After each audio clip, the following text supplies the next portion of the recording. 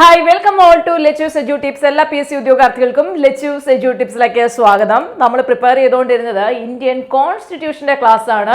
കോൺസ്റ്റിറ്റ്യൂഷന്റെ ക്ലാസ്സിൽ പ്രിയാമ്പിൾ പഠിച്ചു. അത് കഴിഞ്ഞ് ഫണ്ടമെന്റൽ റൈറ്റ്സ് ആണ് ഇപ്പം 2024 ജനുവരി 1 തൊട്ട് നമ്മളിങ്ങനെ ചെയ്തുകൊണ്ടിരിക്കുന്നത്.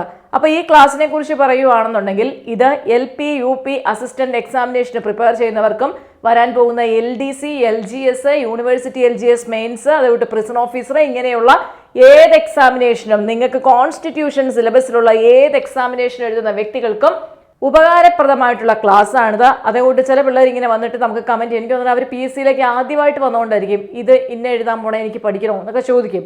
അപ്പം ഞാൻ പറയുവാണ്, കോൺസ്റ്റിറ്റ്യൂഷൻ സിലബസിലുള്ള ആർക്കും പഠിക്കാവുന്ന കാര്യമാണ് ഈ പറയുന്നത്. അതുകൊണ്ട് ഇതിൻ്റെ ആദ്യത്തെ ക്ലാസ് ഫണ്ടമെന്റൽ റൈറ്റ്സ് പാർട്ട് 1 എന്ന് പറഞ്ഞ് കഴിഞ്ഞ ദിവസം അപ്ലോഡ് ചെയ്തിട്ടുണ്ട്. കാണാത്തവരുണ്ടെങ്കിൽ അത് കണ്ടതിന് ശേഷം ഇതിലേക്ക് വരിക. അപ്പോൾ അവിടെ നമ്മൾ പറഞ്ഞ് അവസാനിപ്പിച്ചത് എവിടെയായിരുന്നു? നമ്മുടെ ആർട്ടിക്കിള് അല്ലേ, അതായത് സമത്വത്തിനുള്ള അവകാശം തൊട്ട് എവിടം വരെ ഭരണഘടന പ്രതിവിധി അല്ലേ, ഭരണഘടനാപരമായ പ്രതിവിധി അതായത് ആർട്ടിക്കിൾ 32 വരെ ജസ്റ്റ് ഇങ്ങനെ പറയുവാണ് ചെയ്തത്. ഇനി ഡീറ്റെയിൽ ആയിട്ട് പോവുകയാണ്. സമത്വത്തിനുള്ള അവകാശം ആർട്ടിക്കിൾ 14 മുതൽ 18 വരെയാണെന്ന് നമ്മൾ കഴിഞ്ഞ ക്ലാസ് കൊണ്ട് മനസ്സിലാക്കി. പഠിക്കുന്നത് എന്താണ്? ഭരണഘടനയുടെ 3ാം ഭാഗമായിട്ടുള്ള ഫണ്ടമെന്റൽ റൈറ്റ്സ് അല്ലെങ്കിൽ മൗലിക അവകാശമാണെന്ന് ഓർമ്മ വേണം. ഓക്കെ, അപ്പം സമത്വത്തിനുള്ള അവകാശമാണ് ആദ്യം. ഏതാണ്? ആർട്ടിക്കിൾ 14 മുതൽ 18 വരെയാണ് സമത്വത്തിനുള്ള അവകാശത്തെക്കുറിച്ച് പ്രതിപാദിക്കുന്നത്. അതിൽ ആർട്ടിക്കിൾ 14 എന്താ പറയുന്നത്? നിയമത്തിന് മുന്നിൽ എല്ലാവരും തുല്യരാണ്, നിയമത്തിന് മുന്നിൽ എല്ലാവരും സമന്മാരാണ്. അതായത് നമ്മളെല്ലാം എന്താണ്? ഇന്ത്യൻ സിറ്റിസൺസ് ആണ്. നമ്മളെല്ലാവരും ഇന്ത്യൻ പൗരന്മാരാണ്. സ്ത്രീയെന്നോ പുരുഷനെന്നോ കുട്ടിയെന്നോ ഒന്നും ഭേദമില്ലാതെ നമ്മളെല്ലാവരും എന്താണ്? സ്ത്രീയെന്നോ പുരുഷനെന്നോ ഒരു വിവേചനമൊന്നും കൂടാതെ, അല്ലെങ്കിൽ ഓൾഡ് ഏജ് ആണെന്നോ അല്ലെങ്കിൽ ഏജിൽ യങ് ആണെന്നോ എന്നുള്ള ഒരു വ്യത്യാസം ഒന്നുമില്ലാതെ നമ്മളെല്ലാവരും എന്താണ്? നിയമത്തിന് മുന്നിൽ തുല്യരാണ്. ഇക്വാളിറ്റി ബിഫോർ ലോ അല്ലെ, നിയമത്തിന് മുന്നിൽ സമന്മാരാണ്, നിയമത്തിന് മുന്നിൽ തുല്യരാണ് എന്ന് പ്രസ്താവിക്കുന്ന അനുച്ഛേദമാണ് ഇത് ആർട്ടിക്കിൾ 14. പഠിച്ചു വെക്കണം, മറന്നു പോകരുത്. എന്താ പറയുന്നത്? നിയമത്തിന് മുന്നിൽ എല്ലാവരും തുല്യരാണ്. ഇനി അനുച്ഛേദം 15 പറയുന്നത് എന്താ? മതം, ജാതി, വർഗം, ലിംഗം, ജന്മസ്ഥലം എന്നിവയുടെ അടിസ്ഥാനത്തിൽ വിവേചനം പാടില്ല. ഞാൻ ഹിന്ദു മതത്തിൽപ്പെട്ടതാണ്, ഞാൻ ഇസ്ലാം മതത്തിൽപ്പെട്ടതാണ്, അല്ലെങ്കിൽ ക്രിസ്തു മതത്തിൽപ്പെട്ടതാണ്, ജൈന മതത്തിൽപ്പെട്ടതാണ്, ബുദ്ധമതത്തിൽപ്പെട്ടതാണ് എന്നുള്ളൊരു വിവേചനം വരാൻ പാടില്ല. അല്ലെങ്കിൽ ഓരോ മതത്തിൻ്റെയും സബ് ഡിവിഷനായിട്ട് വരുന്ന ജാതിയുടെ പേരിൽ വിവേചനം പാടില്ല. ജനിച്ച സ്ഥലത്തിൻ്റെ പേരിൽ വിവേചനം പാടില്ല. വർഗത്തിൻ്റെ പേരിൽ വിവേചനം പാടില്ല. ലിംഗത്തിൻ്റെ പേരിൽ സ്ത്രീയാണോ പുരുഷനാണോ എന്നുള്ള ലിംഗത്തിൻ്റെ പേരിൽ വിവേചനം പാടില്ല. അപ്പം എന്താ പറയുന്നത്? മതം, ജാതി, വർഗം, ലിംഗം, ജന്മസ്ഥലം എന്നിവയുടെ അടിസ്ഥാനത്തിൽ വിവേചനം പാടില്ല. മറ്റൊരു രീതിയിൽ പറയാം, സാമൂഹിക നീതിയെക്കുറിച്ച് പ്രതിപാദിക്കുന്ന അനുച്ഛേദമാണ് അനുച്ഛേദം 15. ഓർത്തു വയ്ക്കുക, സാമൂഹിക നീതി പ്രീവിയസ് ഇയർ ക്വസ്റ്റ്യൻ ആണ്. സാമൂഹിക നീതിയെക്കുറിച്ച് പ്രസ്താവിക്കുന്ന അനുച്ഛേദം 15 കിട്ടിയോ? അനുച്ഛേദം 14 ഞാൻ റിപ്പീറ്റ് ചെയ്ത് പറയുന്നത് ഇവിടം കൊണ്ട് പഠിച്ചു പോകുന്നതിനാണ് കേട്ടോ. അനുച്ഛേദം 14 എന്താണ്? സമത്വത്തിനുള്ള അവകാശം. 15 എന്താണ്? സാമൂഹിക നീതിയെക്കുറിച്ച് പറയുന്നു. എന്ന് പറഞ്ഞു കഴിഞ്ഞാൽ എന്താണ്? മതം, ജാതി, വർഗം, ലിംഗം, ജന്മസ്ഥലം എന്നിവയുടെ അടിസ്ഥാനത്തിൽ വിവേചനം പാടില്ല എന്ന് പ്രസ്താവിക്കുന്നു അനുച്ഛേദം 15. ഇനി നമുക്ക് പഠിക്കാം ആർട്ടിക്കിൾ 16. ആർട്ടിക്കിൾ 16 എന്താ പറയുന്നത്? പൊതു നിയമനങ്ങളിലെ അവസര സമത്വം. പൊതു നിയമനങ്ങളിലെ അവസര സമത്വം. പൊതു നിയമനം എന്നതുകൊണ്ട് ഉദ്ദേശിക്കുന്നത് എന്താണ്?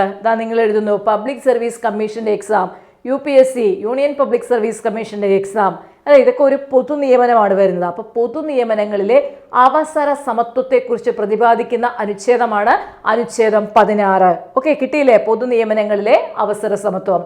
അടുത്തത് എന്താണ്? ആർട്ടിക്കിൾ 17 ആണ് പറയുന്നത്. അയിത്ത നിർമ്മാർജ്ജനത്തെക്കുറിച്ച് പ്രതിപാദിക്കുന്നു. അതായത് അയിത്തോച്ചാടനം എന്ന് നമുക്കറിയാം, അയിത്ത നിർമ്മാർജ്ജനത്തെക്കുറിച്ച് പ്രതിപാദിക്കുന്നു. ഈ അനുച്ഛേദമാണ് മഹാത്മാഗാന്ധി കി ജയ് എന്ന മുദ്രാവാക്യത്തോട് കൂടിയിട്ട് വിളിച്ച് പാസ്സാക്കിയ അനുച്ഛേദം. പ്രീവിയസ് ഇയർ ക്വസ്റ്റ്യൻ ആണ് കേട്ടോ. മഹാത്മാഗാന്ധി കി ജയ് എന്ന മുദ്രാവാക്യത്തോടു കൂടി പാസ്സാക്കിയ അനുച്ഛേദം ആർട്ടിക്കിൾ 17. അവ 4 കണ്ടു. 14 എന്തായിരുന്നു? നിയമത്തിന് മുന്നിൽ എല്ലാവരും തുല്യരാണ്. 15 സാമൂഹിക നീതിയെ കുറിച്ച് പറയുന്നു. എന്ന് പറയുമ്പോഴേ മനസ്സിൽ വരണം എന്ത്? മതം, ജാതി, വർഗം, ലിംഗം, ജന്മസ്ഥലം എന്നിവയുടെ അടിസ്ഥാനത്തിൽ വിവേചനം പാടില്ല. 16 എന്താ പറഞ്ഞത്? പൊതു നിയമനങ്ങളിലെ അവസര സമത്വം. 17 അയിത്ത് നിർമ്മാർജ്ജനം. ഇനി 18 അക്കാദമിക് മിലിറ്ററി പദവികൾ ഒഴികെയുള്ള ബഹുമതികൾ നിർത്തലാക്കി. അക്കാദമിക് മിലിറ്ററി പദവികൾ ഒഴികെയുള്ള ബഹുമതികൾ നിർത്തലാക്കി. അക്കാഡമിക് എന്താണെന്ന് നിങ്ങൾക്കറിയാം. നമുക്ക് പഠിച്ചതിന്റെ അടിസ്ഥാനത്തിൽ ഇപ്പൊ നമ്മൾ ഡോക്ടറേറ്റ് PhD എടുത്തു കഴിഞ്ഞാൽ എന്ത് കിട്ടും? ഡോക്ടർ എന്ന് വിളിക്കും അല്ലെ? ഡോക്ടറേറ്റ്, ഡോക്ടർ എന്ന് നമ്മൾ വിശേഷിപ്പിക്കും. ഇനി മിലിറ്ററി പദവി, കേണൽ, സുബേദാർ, അങ്ങനെയൊക്കെ നമ്മൾ പറയില്ലേ, അത് മിലിറ്ററി പദവി. അക്കാഡമിക്കും മിലിറ്ററി പദവിയും നമുക്ക് നമ്മുടെ പേരിനോടൊപ്പം നിലനിർത്താം. അതല്ലാതെയുള്ള മറ്റു ബഹുമതികൾ പേരിനോടൊപ്പം കൂട്ടിച്ചേർക്കാൻ പാടില്ല. ഇന്ത്യയിൽ നമുക്കറിയാം മികച്ച നടനുള്ള അവാർഡ് കിട്ടുമ്പോൾ നേരത്തെയൊക്കെ എന്താ പറഞ്ഞിരുന്നത്? ഭരത് അവാർഡ് എന്ന് പറയുമായിരുന്നു. ഇപ്പൊ നമ്മൾ നാഷണൽ അവാർഡ് മികച്ച നടൻ, മികച്ച നടി എന്ന് പറയുന്നത് പോലെ പണ്ട് പുരുഷനാണ് കിട്ടുന്നതെന്നുണ്ടെങ്കിൽ ഭരത് അവാർഡും, സ്ത്രീ ആണെങ്കിൽ എന്തായിരുന്നു? ഉർവശി അവാർഡും ആയിരുന്നു അല്ലെ? അപ്പൊ നമുക്കറിയാം ഭരത് മോഹൻലാൽ, ഭരത് മമ്മൂട്ടി, ഭരത് സുരേഷ് ഗോപി, അങ്ങനെയൊക്കെ നമ്മൾ പറയും. ഭരത് ഗോപി അല്ലെ? ഇങ്ങനെയെല്ലാം നമ്മൾ പറയുമായിരുന്നു. പക്ഷേ എന്ത് പാടില്ല? അവരുടെ പേരിനോടൊപ്പം ഭരത് എന്ന് പറയുന്ന ബഹുമതി കൂട്ടിച്ചേർത്ത് പറയാൻ പാടില്ല, അല്ലെങ്കിൽ കൂട്ടിച്ചേർക്കാൻ പാടില്ല. എന്നാൽ നമുക്ക് മോഹൻലാലിനെ വിശേഷിപ്പിക്കാം, ലഫ്റ്റനന്റ് കേണൽ മോഹൻലാൽ. കാരണം എന്താണ്? അതൊരു അക്കാഡമിക് പദവിയാണെന്ന് നമുക്ക് പറയാനായിട്ട് സാധിക്കും. അപ്പം മിലിറ്ററി അക്കാദമിക് പദവി ഒഴികെയുള്ള മറ്റു ബഹുമതികൾ എന്ത് ചെയ്യാൻ പാടില്ല? ആ പദവികൾ നിർത്തലാക്കി എന്ന് പറയുന്നതാണ് ആർട്ടിക്കിൾ 18. ഇനി നിങ്ങളൊരു കാര്യം ചെയ്യൂ, നമുക്ക് ഒരു തവണയും കൂടി ഇത് പറഞ്ഞതിന് ശേഷം നിങ്ങൾ ഒന്ന് കണ്ണടച്ച്, 1 മിനിറ്റ് കണ്ണടച്ച് എന്നിട്ട് ഒന്ന് നോക്കിയേ. ആർട്ടിക്കിൾ 14 എന്താ പറഞ്ഞത്? നിയമത്തിന് മുന്നിൽ എല്ലാവരും തുല്യരാണ്. ആർട്ടിക്കിൾ 15 സാമൂഹിക നീതി. ഞാൻ സാമൂഹിക നീതി എന്ന് പറയുമ്പോഴേ നിങ്ങളുടെ മനസ്സിൽ വന്നം മതം, ജാതി, വർഗം, ലിംഗം, ജന്മസ്ഥലം എന്നിവയുടെ അടിസ്ഥാനത്തിൽ വിവേചനം പാടില്ല. 16 അല്ലെ? 16 എന്താ പറയുന്നത്? പൊതു നിയമനങ്ങളിലെ അവസര സമത്വം. 17 എന്താ പറയുന്നത്? അയിത്ത നിർമ്മാർജ്ജനം. 18 അക്കാഡമിക് മിലിറ്ററി പദവികൾ ഒഴികെയുള്ള മറ്റ് ബഹുമതികൾ നിർത്തലാക്കി. ഇപ്പൊ എന്നോടൊക്കെ ചോദിച്ചു കഴിഞ്ഞാൽ ഇത് ബൈഹാർട്ടാണ്. ബൈഹാർട്ടായത് എങ്ങനെയാണ്? നമ്മൾ നിരന്തരം ക്ലാസ്സുകൾ ചെയ്ത ബൈഹാർട്ടാണ് എന്ന് പറഞ്ഞു കഴിഞ്ഞാൽ പല ഞാൻ വിട്ടത് കൊണ്ടാണ് എനിക്ക് എന്തെന്ന് ബൈഹാർട്ടാവുന്നത്. പലതവണ പറയുന്നത് കൊണ്ടാണ് എനിക്കിത് ബൈഹാർട്ടാവുന്നത്. നിങ്ങളും പല പ്രാവശ്യം പറഞ്ഞു നോക്കിയാൽ ബൈഹാർട്ടാവും. എന്ന് പറഞ്ഞാൽ ഇന്ന് തന്നെ ഇരുന്ന് പല പ്രാവശ്യം പറയാനല്ല ഉദ്ദേശിച്ചത്. ഇന്ന് വായിച്ചു, നാളെ വായിച്ചു, മറ്റന്നാൾ വായിച്ചു. വായിക്കാൻ മടിയാണെങ്കിൽ അടുക്കള ജോലിയൊക്കെ ചെയ്യുന്ന സമയത്ത് ഹെഡ്ഫോൺ എടുത്തിട്ട് ഇങ്ങനെ വെച്ചിട്ട് എൻ്റെ ക്ലാസ്സുകൾ കേൾക്കുക, അല്ലെങ്കിൽ ട്രാവൽ ചെയ്യുന്ന സമയത്ത് കേൾക്കുക. എന്ത് പണിയാണെങ്കിലും ചെയ്യുമ്പോഴത്തേക്കും കേൾക്കാൻ പറ്റുന്ന സാഹചര്യമാണെങ്കിൽ ക്ലാസ് കേൾക്കുക. അപ്പം നിങ്ങൾ പറയണ്ട, എൻ്റെ വോയിസ് അവിടെ കിടന്ന് പറഞ്ഞോളൂ, അപ്പോഴും നിങ്ങൾക്ക് കേൾക്കാം. പല തവണ കേൾക്കല്ലേ? നമ്മൾ ചില കാര്യങ്ങൾ അങ്ങനെയല്ലേ?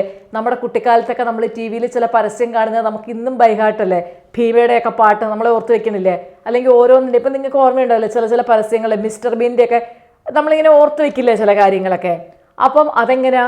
ഡെയിലി നമ്മൾ TV കാണുമ്പം ഈ സോങ്സ് അല്ലെങ്കിൽ ഈ പരസ്യവാചകങ്ങൾ ഇങ്ങനെ റിപ്പീറ്റ് ചെയ്താണ് നമ്മളത് ഇപ്പോഴും ബൈഹാർട്ടാവുന്നത്. എന്ന് പറഞ്ഞതുപോലെ നിങ്ങൾക്ക് വായിക്കാൻ കഴിയില്ലേ? വായിക്കണ്ട, ഈ വീഡിയോ അങ്ങ് പ്ലേ ചെയ്തിട്ട് ഇത് പലതവണ കേൾക്കുമ്പോൾ നിങ്ങൾക്കിത് ബൈഹാർട്ട് ആയിക്കോളും. എളുപ്പവഴി പറഞ്ഞാണ്.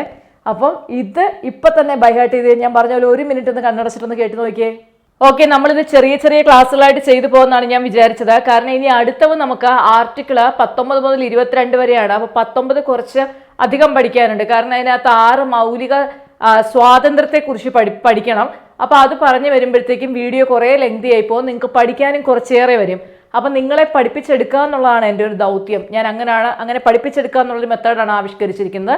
അതുകൊണ്ട് ഇപ്പോൾ ഇത് ഇവിടെ കൊണ്ട് നിർത്തുന്നു. മൗലിക സ്വാതന്ത്ര്യം അല്ലെങ്കിൽ 6 മൗലിക സ്വാതന്ത്ര്യം ഞാൻ പറഞ്ഞില്ല, ആർട്ടിക്കിൾ 19 മുതൽ, അതായത് സ്വാതന്ത്ര്യത്തിനുള്ള അവകാശമാണ് 19 to 22 അല്ലേ?